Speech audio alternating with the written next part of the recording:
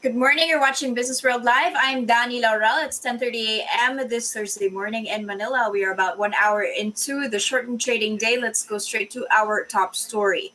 Factory output in the country fell for the fourth straight month in June, but the contraction eased as manufacturers raised the output for the first time since the month of February.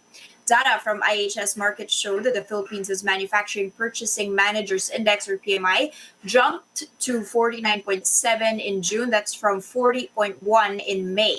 This was a few notches away from above 50, which signifies an improvement.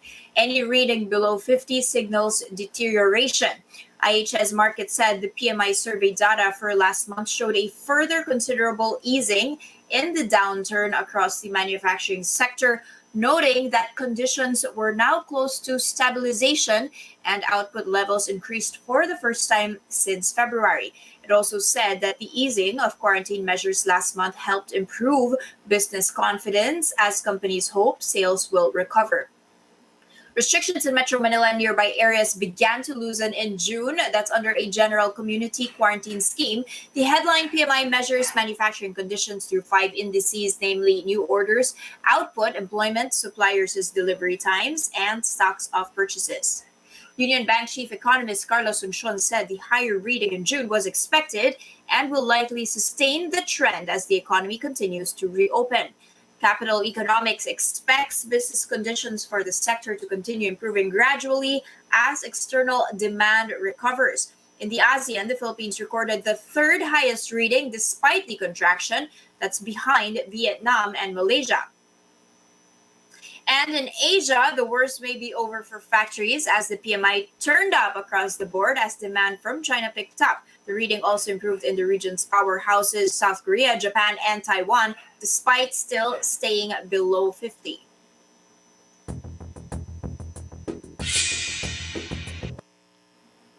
Let's open our markets together here. You're going to be seeing on your screens that our index is now back above 6,200. We're at 6239.05. We are up by 0.5%. This is actually a reversal from us having opened on the back foot. We actually managed to lose, or at least pare back some gains that we saw yesterday. Yesterday was actually ending up flat. That was up by 0.03%. And then we opened in the red, but take a look at that. Slowly inching our way back up above 6,200 again. Now, this was on the back of yesterday seeing a 142% jump in value turnover. So we actually had 15.7 billion pesos of trades. Now, why so many trades yesterday? Well, a lot had attributed it to the month-end window dressing that happened by foreign investors. We actually saw the most net foreign buying in the past 17 months. I'm going to show you that chart. Phil Stocks' Piper Tan is saying that the turnover, look at that spike of green at the right end of your chart. He says that this was mainly from the first gen offer. So recall that there was a 9.6 billion peso tender offer for first gen, that's as Valorous, which is under KKR, a private equity firm, completed buying 11.9% rather of first gen's outstanding common shares. But still, more on the Philippine Stock Exchange as an entity. They say that they are really seeing challenges in meeting capital raising targets right now. This is according to their president, Ramon Monzon. They're saying that meeting their original target for capital raising will be quite a challenge. Take a look at your screens here on how the local bourse itself has performed. So they were actually hoping, this is of course in the first half of 2020, they were hoping, first of all, to raise 150 billion pesos this entire year. So far, in the first 6 months of 2020, they have only raised 20.8 billion pesos. Another thing to be watching out for here is the daily average trading that has actually gone down significantly by close to 16% year on year to 6.6 billion pesos per day on average. Another very worrying thing here, in the first half of 2020, we saw net foreign outflows, so an exodus of around 86 billion pesos in funds being taken out by our foreigners versus last year, which actually saw a net foreign buying in. Now, another thing, this of course leads to the earnings of the first quarter for our local bourse operator down 71% to 50.6 million pesos. And this, according to Ramon Monzon of the PSEs, because shareholders are now turning to cash and they are now reviewing their listing rules. So checking out whether they can actually make fundraising in the stock market more accessible to companies. And they're also saying that there might be more struggle ahead. So the worst not yet over, especially as corporate earnings will start trickling in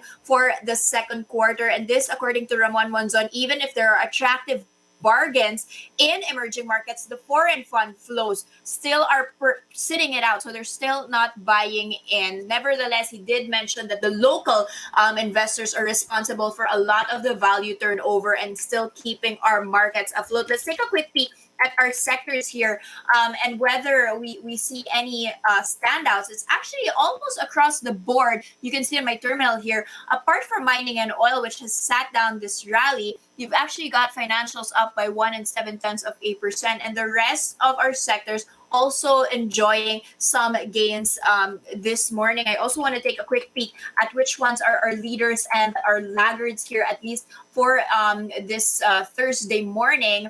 Just loading my terminal here. I'm going to take out the one-day list for you here so we can see. This is actually SPX.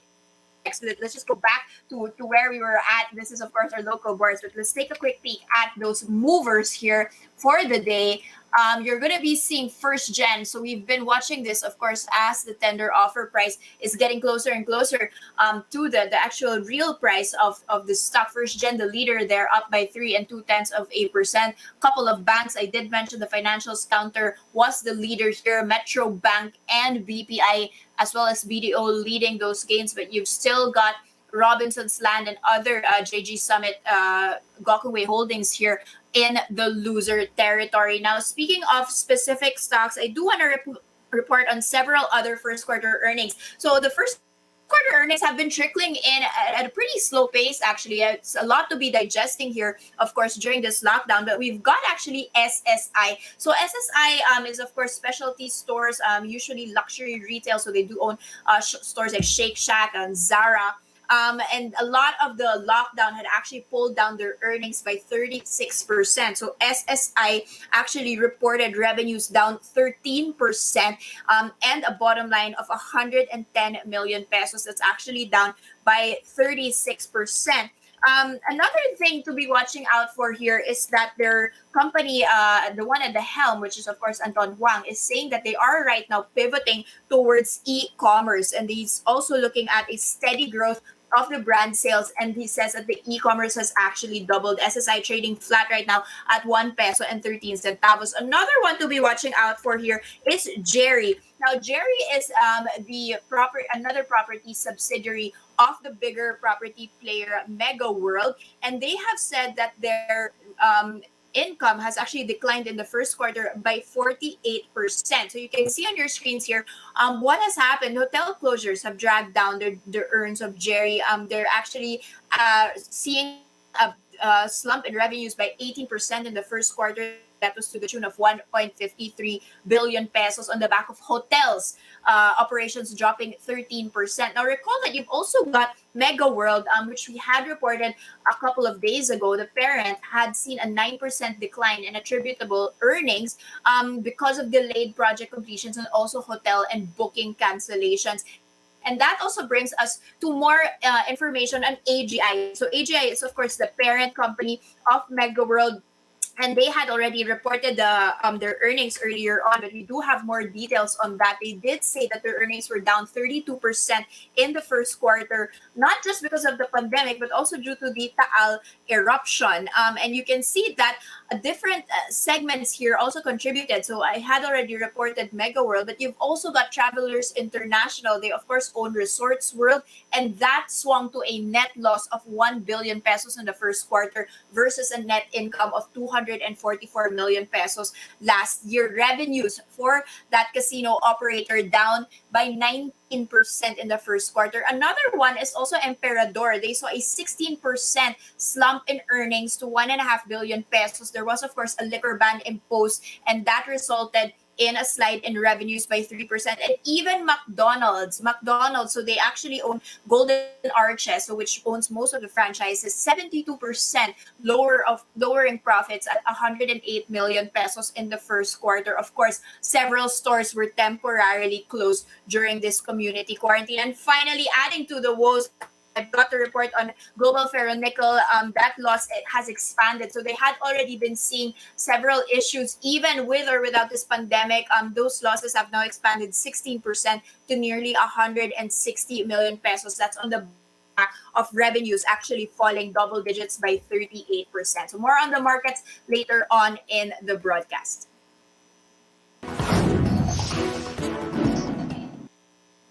Okay, let's check in on other headlines we're watching this Thursday morning. The country's balance of payments saw a wider surplus in the month of May.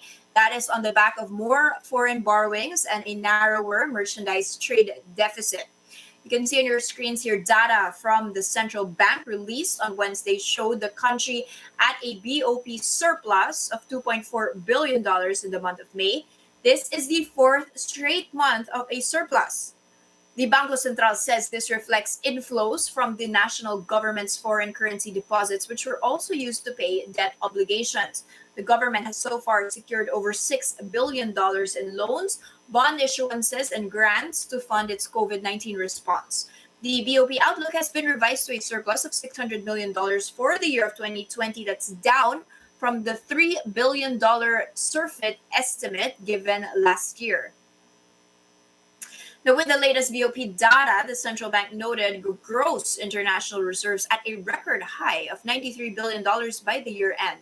This is equivalent to a little over 8 months' worth of imports of goods and payments of services, as well as primary income. Now, the UN Conference on Trade and Development Lockdown said in a report that the Philippines could lose up to $22.6 billion in tourism revenues if the sector standstill extends to 12 months. The amount is roughly 7% of the country's GDP. Currently, the country is already facing a loss of $7.7 billion or 2% of GDP. That's due to the 4-month tourism standstill so far. UNCTAD said global tourism's losses could reach $1.2 trillion, or at least 1.5% of the world's GDP over the past 4 months since the pandemic was declared. The UN Commission added that these numbers prove the economic importance of the sector and how it is a lifeline for millions of people around the world. With the Philippines being under one of the longest and strictest lockdowns in the world, the tourism department said its revenues have declined by 55% in the first 4 months of the year to 79.8 billion pesos. That's from last year's 180 billion pesos. The Philippines obtained a 50 billion yen or 23.5 billion peso loan from Japan. That's to help aid the country's COVID-19 response. Now, during the signing ceremony on Wednesday, Finance Secretary Sunny Dominguez said the loan coursed through the Japan International Cooperation Agency, or JICA, to help fund containment efforts for the pandemic. The Japanese ambassador to the Philippines, Koji Haneda, said the Philippines is, quote, the very first recipient of this highly concessional loan through a Japanese program made to assist countries affected by COVID-19. The loan comes with a 0.01% fixed interest rate and is payable over 15 years, including a 4-year grace period. Dominguez said the loan was co-financed by the Asian Development Bank through its COVID-19 Active Response and Expenditure Support Program. Aside from the loan, Haneda said Japan will also extend 2 billion yen in grant aid for the Philippines to buy several hospitals' worth of medical equipment and to establish laboratories all over the country.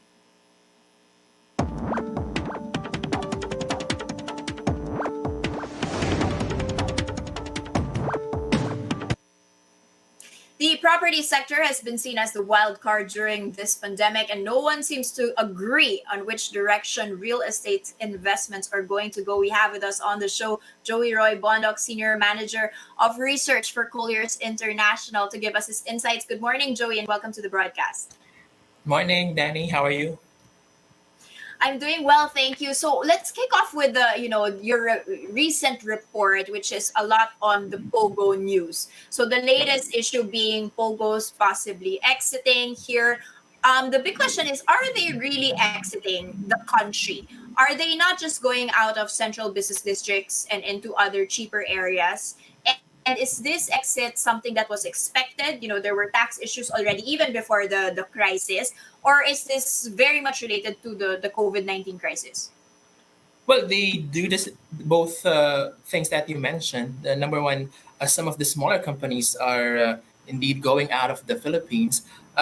Plus, some of them are also moving outside of Metro Manila. So we have those in Cavite. As we know, there's some pogos already in Clark in Pampanga, as well as Cebu. Now, while the issue is that some of these companies are leaving the Philippines, these are the smaller ones. We still see the major ones staying put. I mean, they're still operating here in the Philippines and have been compliant with the PAGCOR regulation. So while we see some smaller ones leaving, we still have the major ones, major operators here in the Philippines. Okay, but long term speaking, what's your expectation on that? Because there's a lot of issues, even from the Department of Finance, for example, on the tax collection, and there's so much still that needs to be ironed out when you talk about pogos. Analysts have said that the markets, the property markets, are not even pricing in the pogo presence, right? And the Yeah. prices are even undervalued and Yeah. not even pricing that in. How about the rental yields? What are they pricing in? Have these normalized? Are they expecting pogos to be staying long term?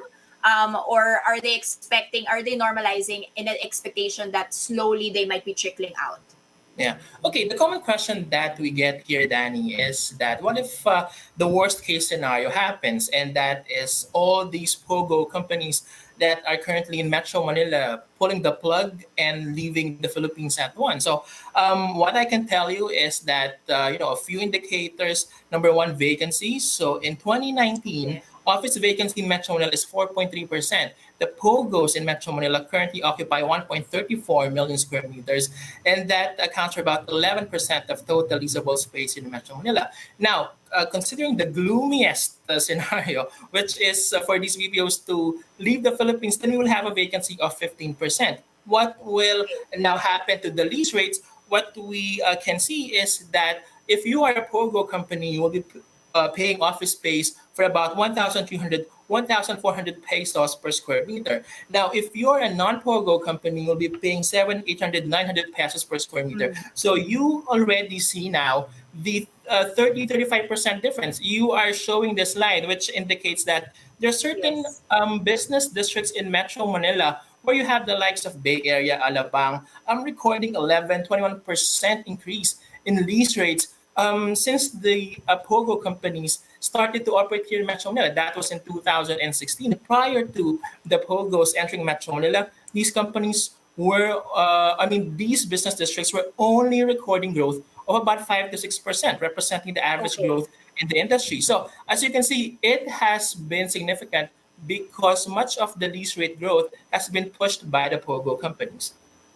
Okay, and I want to share another slide that you guys have. I'll ask it from my producers. That's the growing share of pogos, That's right. in the total office space. Yeah, So they've actually been getting space from the traditional and the that's BPOs. right. Are you expecting this pie to change significantly now?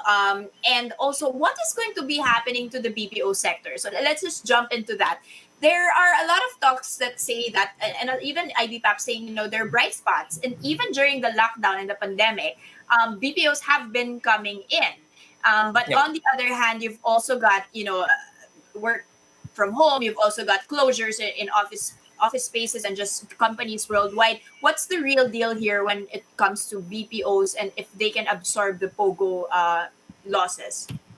Well, the only problem with that pie, Danny, is that it's getting smaller. It's not getting bigger. Why? Because the amount of transactions or deals that we're seeing in the market, it's really significantly less compared to what we recorded in 2019. I'll give you an idea. For the first 5 months of 2020, total transactions that we have recorded, it's only about 260,000 square meters. Back in 2019, during the first 5 months, of the year, the transactions reach about 520,000 square meters. So right now we're down by 95% already. And if you further dissect that pie, definitely we will see less transactions from POGOs because while they are pre-leasing office space, don't have new Chinese employees to man those operations because of travel Mm. restrictions. Now, the BPO companies, while some of them are growing, of course, some of these BPO companies are likely to implement work from home schedules. So that is not likely to absorb new office space. Okay. However, at Colliers Philippines, we have two, three major clients, and they are looking for bigger office space. Now, they are now shifting from core locations, Makati, Fort Bonifacio, Ortigas Center, and they are going north or south of Mm. Metro Manila because they want to be near the residential areas of their employees. Now, initially, our estimate was 900,000 square meters of office space take up for the Metro Manila market in 2020. Okay. That will be significantly less this year. We're now seeing at about 250 to 500,000 square meters only square meters in terms of a take up. So that will rise or increase vacancy in Metro Manila office market from 4.3% in 2019. We're likely to see a 5.5 to 7% vacancy for the Metro Manila market in 2020. Okay, but Joy, what about this new? We reported on the news about these digital cities. So Yep. 25 cities for BPOs in particular, 70 billion pesos and investments, 70,000 to 80,000 jobs every year. What is this? Is this completely new BPO companies coming in the next 5 years? Is this an expansion, as you mentioned, of the BPOs that were in the Central Business District moving towards cheaper digital cities? What's happening here?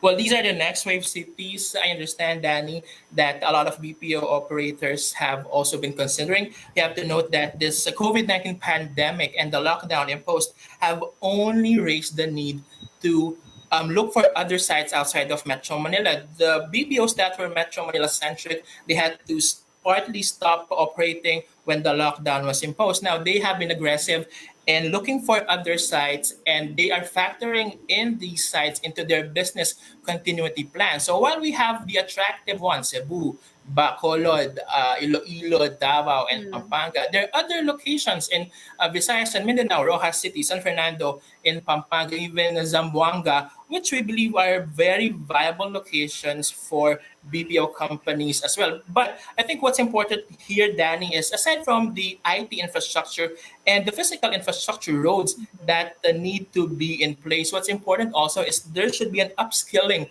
of manpower, of training, because if you do not have sufficient high quality talent, then you will have a hard time. These local governments will have a hard time attracting the major BPO locators. Okay, Joey, let's shift over to another sector, which is of course consumption. What's the Yep. future of malls and retail here? Especially, now they're shifting towards e-commerce. Will the need for warehousing or logistics maybe absorb the closures in malls? Do you feel Yeah. that these closures are temporary, and that these mall operators can actually weather the storm of granting concessions when it comes to rentals, or are you really seeing closures here, and complete shift from brick and mortar physical malls towards logistics, e-commerce, warehousing? Well, unfortunately, Danny, for some retailers, the situation really is dire at this point because of the lockdown and the social physical distancing measures implemented by the government. Of course, consumer spending is down, purchasing power of Filipinos is down. Now, for retail, among our major recommendations is for them to innovate. Otherwise, they will just evaporate. So they really need to Okay. ramp up their online presence. So the brick to click transitions should be smooth. So it's not enough that you are into food and beverage, for instance. You have to have ample, adequate delivery systems. You mentioned logistics. During Mm. this pandemic and lockdown, we only saw an increase in demand for logistics, and we're likely to see that going forward. In fact, when you Okay. talk about logistics, that is also one property segment that we believe will benefit from this lockdown, because some developers are trying to tap this by building warehouses, and not just building warehouses but modernizing existing ones, because this deliveries and online shopping will be for the long haul. I mean, this is not temporary. This will probably be part of the new normal. So developers have no choice but to tap and maximize these opportunities in the market. Okay, so logistics actually a bright spot there. Residential. This is also a very mixed picture here, because you're expecting, and I'll ask my producers to show this slide, but you're expecting a 15% price drop this year. That's actually Yeah. very dramatic. Yeah. I think this is Metro Manila. You can correct me, but also Yeah. you've got much lower interest rates coming. At least That's it's right. gonna take a while to feed in, and then things are cheaper pa. So will this be actually something that consumers will start be picking up? And will this, especially given that there's a backlog in housing, diba? This is something that needs to be Exactly. addressed Exactly. nevertheless. So is this a sector that will be quickly recovering once because of the monetary easing?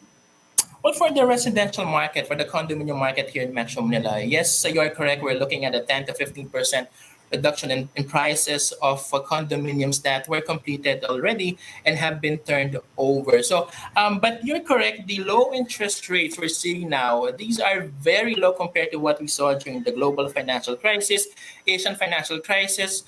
We were seeing mortgage rates of what, 20, 22%. Now these are about 5 to 7%.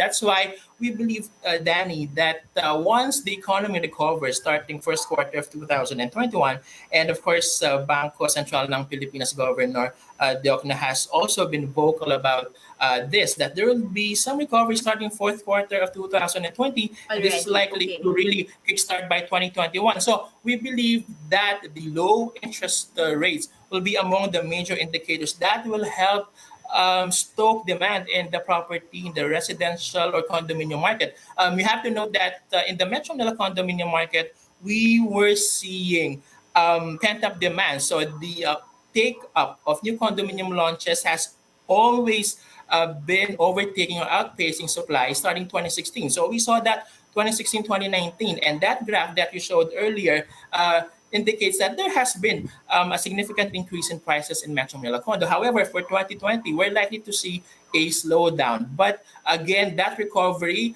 complemented by low interest and mortgage rate, should still help the market recover starting first quarter of 2021. So we're still optimistic about that growth. About the residential market. And just to wrap up, Joey, you have this interesting slide which shows the crisis periods, and you're trying to compare how long the rebound is going to take, because everyone's expecting it to be bad this Yeah. year. What we want to know is how quickly is it going to be picking up, diba? It's actually an opportunity to be buying lower prices right now. So tell us why you think we're still in a better scenario compared to the 1997 Asian crisis.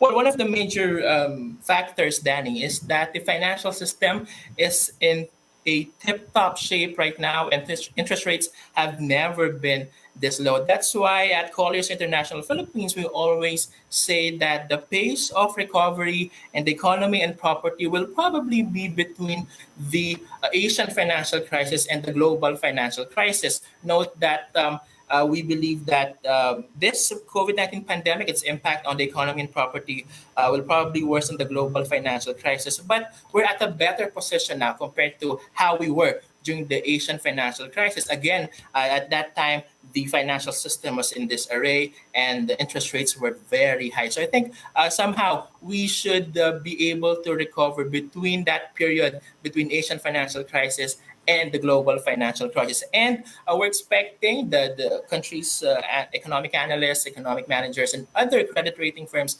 are looking at a U-shaped recovery. And do we believe that that U-shaped recovery will have a positive impact on the property space starting 2021? Okay, so thank you so much for those insights, Thank Joey. you. At least there's still some optimism here. It's just a temporary thing that we need to weather altogether. It's not Thank you all so gloom and much. doom. Thank you. It's not all gloom and doom. That was, of course, Joey Roy Bondoc of Colliers.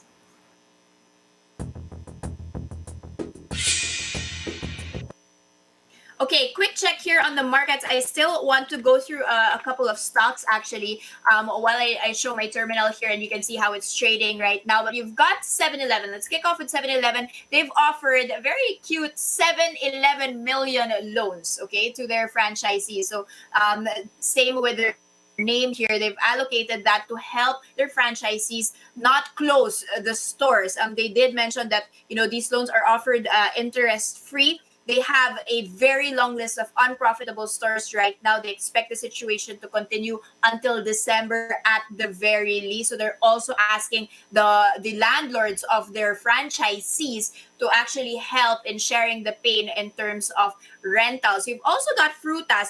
Frutas is another one who actually weathered the first quarter storm. Their net income in the first quarter climbed even despite all of these lockdowns, etc.